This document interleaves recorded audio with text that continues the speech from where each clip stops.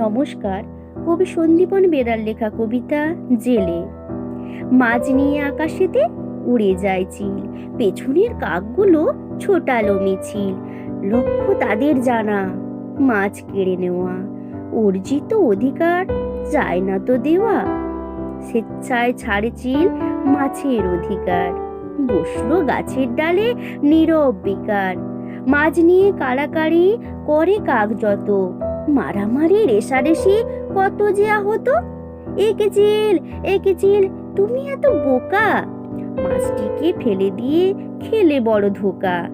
সহাস্যে বলে চিল হার তো সাময়িক, আপাতত রাস ছাড়ি জয় পাবো ঠিক।